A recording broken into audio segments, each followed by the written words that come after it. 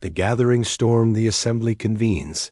The Galactic Trade Assembly floated in the darkness between stars, a massive ring-shaped station that had witnessed 3,000 years of commerce and diplomacy. Inside its grand chamber, representatives from 67 different species gathered under the soft glow of bioluminescent panels. The air processors worked overtime to maintain the delicate balance of atmospheres that each delegation required. Marcus Farrow sat in the human observation section, a raised platform near the rear wall of the chamber. At 45 years old, he had spent the last decade representing humanity's interests in galactic trade negotiations. His weathered face and gray-streaked hair gave him a grandfatherly appearance that most species found non-threatening. He wore a simple gray suit with Earth's emblem stitched. Quietly on the collar, the humans occupied a small section, because the galaxy saw them as they wished to be. Seen, merchants, traders, a young species barely 200, years into their galactic journey, focused on commerce rather than conquest. Their registration documents showed a modest defense fleet of 73 patrol vessels and 15 escort carriers. Enough to protect trade routes, but nothing that would concern the great powers. Dr. Farrow watched as Supreme Coordinator Calix rose from the central dais.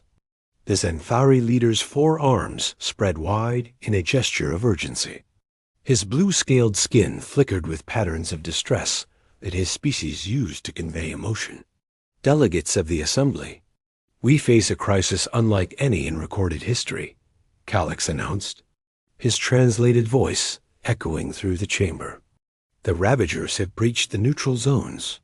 A holographic display materialized above the dais. It showed a world burning, not with the clean efficiency of orbital bombardment, but with something far worse. The planet's crust was being torn apart, massive chunks of matter pulled into the bellies of ships that resembled metal parasites. The world had been home to 4 billion Murnithi people just 5 days ago. Now it was a shattered husk, its resources stripped, its population gone. Murmurs of horror spread through the assembly. The Ravagers were creatures of nightmare.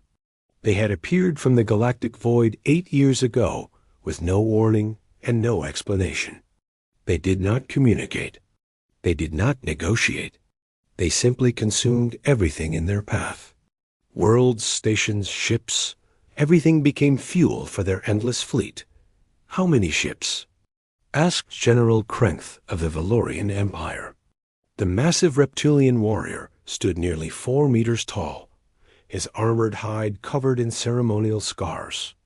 The Valorians had been the Assembly's primary military force for millennia, maintaining a fleet of 5,000 warships that kept the trade routes safe.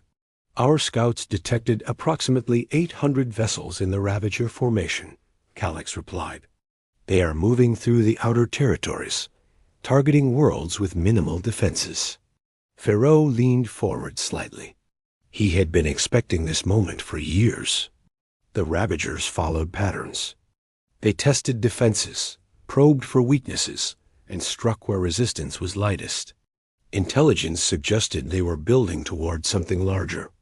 A main fleet existed somewhere in the darkness beyond mapped space. The Valorian 3rd and 5th fleets will deploy immediately, Krenth declared, slamming one massive fist into his palm. We have crushed every pirate and raider who threatened assembly space for 3,000 years. These Ravagers will learn to fear us. What of species with limited military capacity? Asked Speaker Yanthara, a syndril whose crystalline body refracted light in anxious patterns. The Murnithi had no warships. They were scholars and artists. The Ravagers chose them deliberately. All Assembly members will receive protection, Calix assured the chamber. However, we must be realistic. Species without significant defensive capabilities should begin evacuation protocols for their frontier colonies. The Valorian fleet cannot defend every world simultaneously. Farrow felt the shift in attention before he saw it. Dozens of eyes, sensors, and optical organs turned toward the human section. He knew what they were thinking. Humanity controlled 17 colonies and operated trade stations across 40 systems. Their fleet registry showed minimal military strength. They would need protection. "Delegate Farrow," Calix called out, "does humanity have any military resources to contribute to the defense effort?" Farrow stood slowly, projecting the image of a concerned but pragmatic merchant. "The human merchant fleet stands ready to assist with logistics and evacuations. Our armed escorts will defend our trade routes and colonies as best we can. We ask only that the Assembly honor its mutual defense agreements." Krenth's laugh was like rocks grinding together. "The human traders will hide behind Valorian shields while we do the real fighting. Perhaps after we crush these ravagers, humanity will write songs about our glory." Several delegates chuckled. A few looked at Farrow with pity. One or two seemed embarrassed by Krenth's casual dismissal. Farrow met the general's eyes without flinching. "Perhaps," he said simply, and sat down. The storm approaches. The assembly session continued for 6 hours. Defense grids were analyzed. Fleet deployments were planned. The Valorian military would lead the response, supported by Xanthari shield technology and Syndril sensor networks. Smaller species would handle supply chains and refugee management. Humanity's role was mentioned only in passing as providers of cargo capacity. When the session finally adjourned, Farrow walked alone through the station's commercial district. Other delegates avoided him, some out of sympathy, others out of simple indifference. A species with fewer than 100 military vessels had nothing to offer in a war of this magnitude. He entered a small cafe that catered to human tastes and ordered coffee. The establishment was quiet, populated only by a few human merchants discussing trade routes. Farrow sat in a corner booth and activated a device that looked like a standard data tablet. Its screen showed shipping manifests and cargo schedules. But when he entered a specific code sequence, the display changed. The secure quantum channel connected instantly. The face that appeared belonged to Admiral Sarah Chun, commander of humanity's true military forces. She sat in a command center, buried deep beneath the surface of Europa, surrounded by tactical displays showing star charts and fleet positions that the galaxy knew nothing about. "Marcus," she said, "we monitored the assembly session. Krenth was particularly arrogant today." "The Valorians believe they'll save the galaxy," Farrow replied quietly. "How long do we have?" "Our deep space monitoring network detected Ravager fleet movements this morning. They're not heading for Valorian space or the core worlds. They're coming for us." Farrow had expected this, but still felt a cold weight settle in his stomach. "Which colony?" "Forge Prime will be their first target. They'll arrive in 60 hours. Forge Prime, one of humanity's largest industrial colonies with a population of 95 million. It also appeared to be one of humanity's most vulnerable targets. According to official assembly records, Forge Prime had 12 patrol ships and basic orbital defenses. The kind of world that looked like easy prey. Asterisk, is Commander Reeves ready? Farrow asked. The garrison has been at full alert for 3 days. The fortress is armed and waiting. Reeves sends her regards and promises quite a show. Farrow allowed himself a small smile. Tell her the entire galaxy will be watching. Make it memorable. They'll get a demonstration they won't forget. The connection ended. Farrow sat in the quiet cafe, sipping coffee that had been grown in Earth's hydroponics facilities and transported across light years.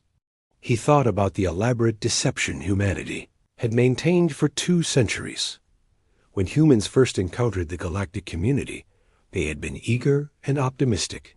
They shared their technology openly, reported their capabilities honestly, and trusted in the ideals of mutual cooperation.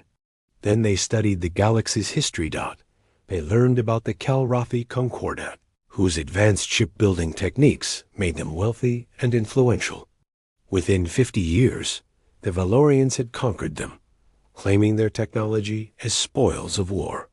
They discovered records of the Plenthax civilization, whose powerful defensive fleet made them seem threatening. The Xanthari and Sindril had worked together to economically isolate them until they collapsed. Again and again, the pattern repeated. Species that showed strength too early became targets. The powerful races of the galaxy, those who had achieved dominance first, did not tolerate competition. They controlled through military might, economic leverage, and technological monopolies. Humanity learned a bitter lesson. In the Galactic Trade Assembly, showing your full capabilities made you a threat to be controlled or eliminated. So humanity chose a different path. They would appear weak. They would play the role of merchants and traders, focused on profit rather than power. They would report only a fraction of their military strength. And they would build their real forces in secret, preparing for the day when someone would come to test humanity's defenses. That day had arrived. Pharaoh finished his coffee and looked out the cafe window at the stars beyond. Somewhere out there, 800 Ravager ships were moving toward Forge Prime. They expected to find an easy target. A lightly defended industrial world populated by soft merchants who would panic and flee. Instead, they would discover what humanity had been building in the darkness. Every mining operation in human space had dual purposes. Every cargo ship was designed for rapid military conversion. Every colony, every station, every moon and asteroid base had hidden defensive systems that would make the Valorian fleet look primitive. For 200 years, humanity had prepared for this moment.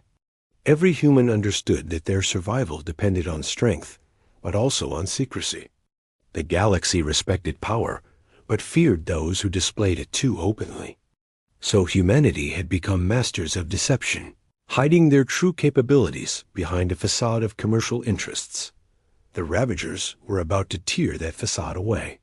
Forge Prime would reveal humanity's secret, and the galaxy would never see humans the same way again. Pharaoh stood and left the cafe. He had 60 hours to prepare for the Assembly's emergency session that would follow the battle. 60 hours before everything changed. In the darkness beyond mapped space, 800 Ravager ships accelerated toward Forge Prime. Their sensors detected a lightly defended industrial world. Their tactical systems calculated an easy victory. Their commanders, if they could be called that, prepared for another harvest. They had no idea they were sailing into a trap that had been 2 centuries in the making. Asterisk. When thunder broke the silence, the Hammer Falls commander, Jessica Reeves, had not slept in 36 hours. She stood in the command center of what the galaxy believed was a simple asteroid mining facility, watching holographic displays track 800 incoming vessels. The Ravager fleet moved in perfect formation, their dark ships blotting out the stars as they approached Forge Prime. All civilian personnel are in shelters, reported Lieutenant Daniel Park from the operations station. Surface cities are locked down. Everyone thinks this is a standard emergency evacuation. Reeves nodded. The 95 million people on Forge Prime had been told to shelter in place during the Ravager approach. Most of them believed they were waiting for Valorian rescue forces to arrive. They had no idea that beneath their feet, hidden in mountains and underground caverns, waited the largest concentration of human military power ever assembled in one location. Tactical status of our decoy forces? Reeves asked. 12 patrol ships are in position, answered Commander Tom Wilson. They're broadcasting distress signals and moving to intercept. Standard desperate defense pattern. The Ravagers should see exactly what they expect. Reeves studied the main display. The 12 patrol ships looked pitifully small against the massive Ravager armada. To any observer, this appeared to be a suicide mission. Brave but foolish defenders trying to protect their world with hopelessly inadequate forces. Communications. Are the Assembly observers in position? Reeves asked. Confirmed, Commander. The Xanthari monitoring station is 3 light hours out with clear sensor view. The Valorians have 2 observation cruisers shadowing the Ravager fleet. Everyone will see what happens next. Perfect. Reeves had been chosen for this command specifically because she understood the importance of theater. This battle was not just about destroying the Ravagers. It was about sending a message to the entire galaxy. Humanity was done hiding. Time to contact? She asked. Ravager fleet will reach firing range in 4 minutes, Park reported. Reeves took a deep breath. 200 years of preparation came down to the next hour.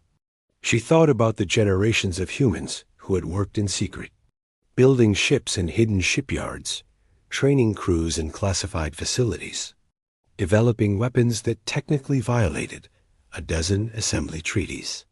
All of it leading to this moment. All stations, this is Reeves. In 4 minutes, we stop pretending. Show these invaders what happens when they come to human space. The mask falls away. The Ravager fleet reached optimal firing range. Their formation was methodical and efficient. They had done this thousands of times before. 300 ships moved to establish orbital control. 200 prepared to deploy ground forces. The remaining 300 hung back as reserves and resource extraction units. The 12 human patrol ships opened fire. Their weapons were standard assembly-grade plasma cannons, the kind any merchant vessel might carry for pirate defense. The shots splashed harmlessly against Ravager shields. The enemy did not even bother to return fire.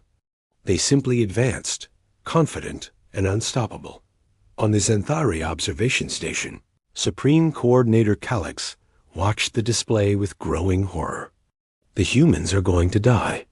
Where are the Valorian fleets? Still 6 days out, replied his aide. The nearest Valorian battle group cannot possibly arrive in time. General Krenth stood beside them, his massive frame tense with anticipation. Brave, but futile.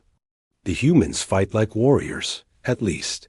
Perhaps we should erect a monument to their courage after we retake the colony. Then something changed. Forge Prime's 3 moons, classified as barren rocks used for mining operations, began to move. Not orbital drift, but deliberate rotation. Their surfaces split open like mechanical flowers, revealing interiors that gleamed with metal and purpose. What are those? Calix whispered. Dot from the largest moon emerged a ship that made the Valorian flagship look like a child's toy. The HDFS Prometheus was 4 kilometers long, its hull bristling with weapons arrays that had never appeared in any human fleet registry. Its armor was a composite of materials the assembly scientists had theorized about but never successfully manufactured. Behind Prometheus came 39 more capital ships. Dreadnoughts and battle cruisers poured from hidden hangar bays, carved into the moon's interiors. Each one was larger and more heavily armed than anything humanity had officially reported, but that was just the beginning. Across Forge Prime's surface, mountains split apart. What appeared to be natural geological formations were actually massive doors disguising underground shipyards. Destroyers and cruisers launched by the hundreds, rising from concealed facilities that had been built over decades. The orbital manufacturing stations that humanity operated around Forge Prime, registered as simple cargo processing facilities, suddenly revealed their true nature. Their civilian shells retracted like stage curtains, exposing weapons platforms mounting artillery powerful enough to crack moons. In 15 seconds. Forge Prime transformed from a lightly defended industrial colony into the most heavily fortified position in known space. Impossible, Krenth breathed. No species could hide this many ships. The resources required, the construction time, we would have detected it. You detected what we wanted you to detect, a voice said behind them. Marcus Farreau had arrived at the observation station. He stood with his hands clasped behind his back, watching the display with quiet satisfaction. You knew, Calix accused. You knew this was here all along. Of course, Farrell replied. Forge Prime is one of our fortress worlds. We have 11 others like it. Thunder and Fire Commander Reeves watched as her fleet deployed into attack formation. The Ravagers had frozen for precious seconds, their tactical systems trying to recalculate the threat assessment. Those seconds cost them. All vessels, weapons free. Target the Vanguard formation. Let's see how they handle real firepower. Prometheus's main spinal cannon charged with a sound like reality tearing apart. The weapon fired a concentrated beam of exotic particles that humanity had spent 50 years learning to weaponize. The beam struck a Ravager capital ship dead center, punching through its shields like they were tissue paper, and vaporized everything it touched. The enemy ship exploded in a flash brighter than a small sun. The rest of the human fleet opened fire simultaneously. Thousands of weapons lit up the darkness. Missiles with guidance systems far more sophisticated than anything the assembly used streaked toward their targets. Energy weapons that operated on principles the Valorians had never mastered carved through Ravager formations. The orbital platforms added their firepower to the devastating barrage. Each platform mounted 60 heavy cannons operated by crews who had trained for this battle for years.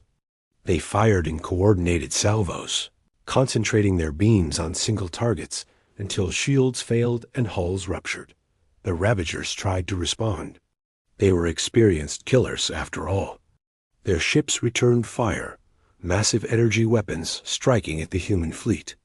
Several destroyers took hits, their shields flaring as they absorbed the punishment. But human defensive technology proved far more advanced than the galaxy suspected. The shields held. Enemy fleet is adapting, Wilson reported. They're trying to flank us with their faster attack craft. Deploy interceptor squadrons, Reeves ordered calmly. From the human capital ships came fighters. Not the slow, poorly armed craft humanity had demonstrated in assembly peacekeeping operations, but sleek killers that moved with impossible speed. Each fighter was equipped with microfusion drives and weapons that could threaten vessels 10 times their size. The human pilots had trained their entire lives for space combat. They flew with a precision and aggression that shocked the assembly observers. Within minutes, they had swept the Ravager attack craft from space, leaving only debris in their wake. Commander, enemy fleet is breaking formation, Park announced. They're attempting to scatter. Don't let a single ship escape, Reeves said, her voice cold and hard. I want complete information blackout. The main Ravager fleet needs to think this was just another easy harvest. The human fleet pursued with ruthless efficiency. Prometheus and her sister ships formed a wall of steel and fire that the Ravagers could not penetrate. The destroyers and cruisers hunted in packs, coordinating their attacks through quantum communication networks that operated faster than the Ravagers could react. One by one, the enemy ships fell silent. Some tried to run, their engines burning at maximum power as they fled toward the outer system. Human pursuit craft ran them down and destroyed them. Others tried to fight, turning to face their attackers in desperate last stands. They died with their weapons firing, but accomplishing nothing. The battle lasted 43 minutes, from first shot to final kill.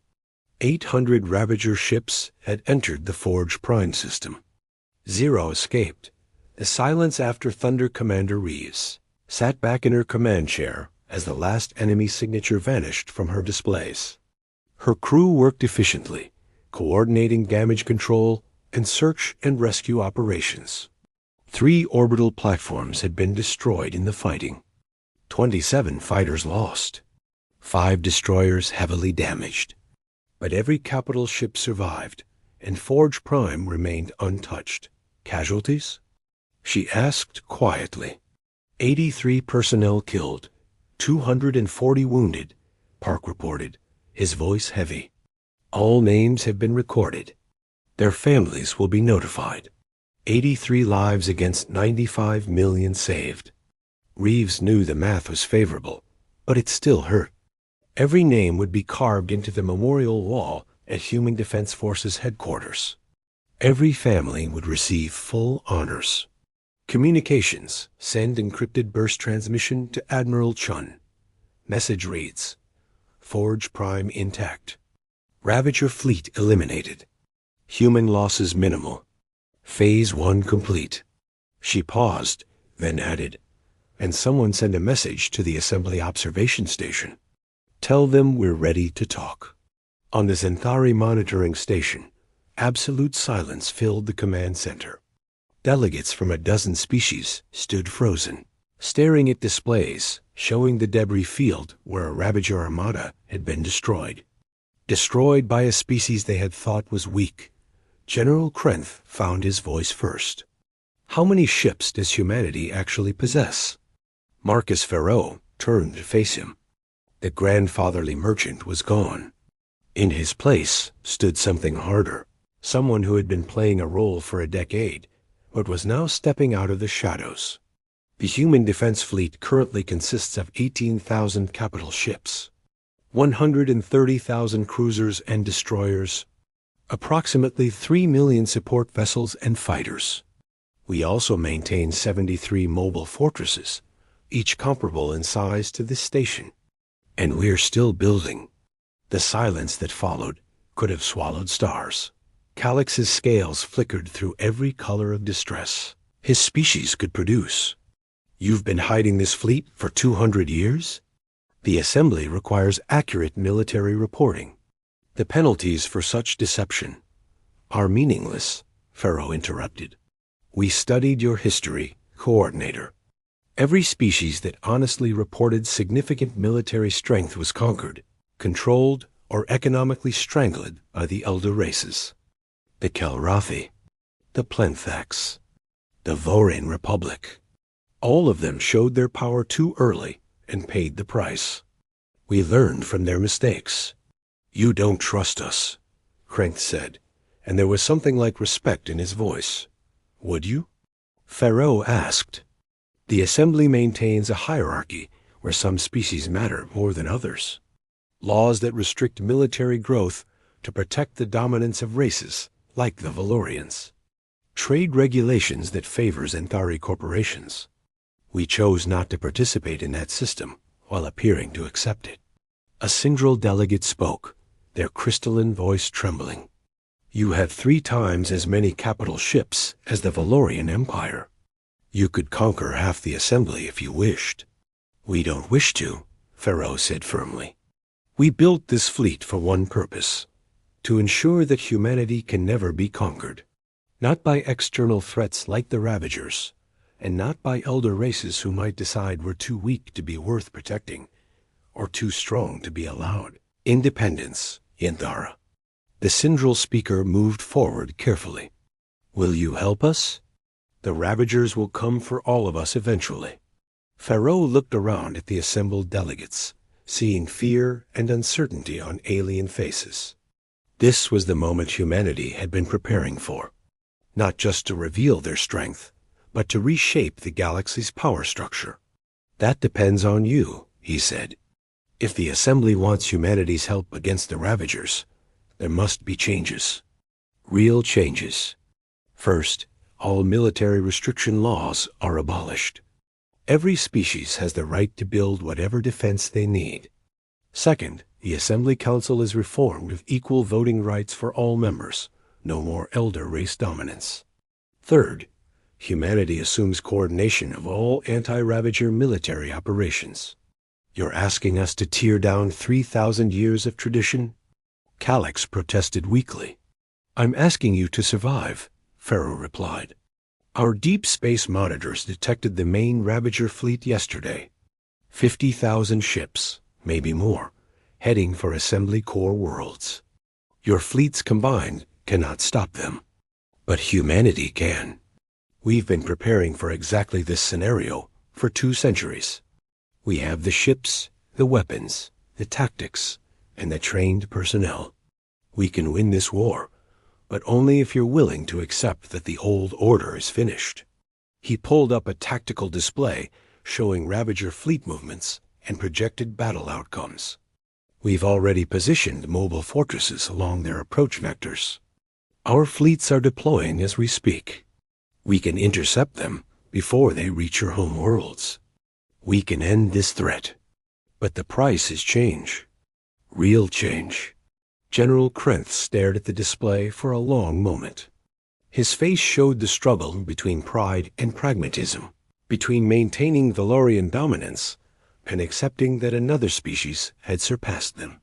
Finally, he spoke. The Valorian Empire will fight alongside humanity. As equals, the words cost him, Pharaoh could tell. But they were said. One by one, other delegates added their voices. The Zenthari, the Sindral, the smaller species who had always been overlooked. They agreed to humanity's terms because the alternative was extinction. Marcus. Pharaoh stood in the observation station and watched ships moving across the displays. Human ships emerging from hiding across the galaxy. The secret was out. The mask had fallen away. Humanity stood revealed not as weak merchants, but as a military power that had been hiding in plain sight for 2 centuries. The Ravagers were coming. Let them come. They would learn what every would-be conqueror throughout human history had learned. Humanity was at its most dangerous when someone tried to take what was theirs. The sky had split open. The hidden armada had emerged, and the galaxy would never be the same. Asterisk,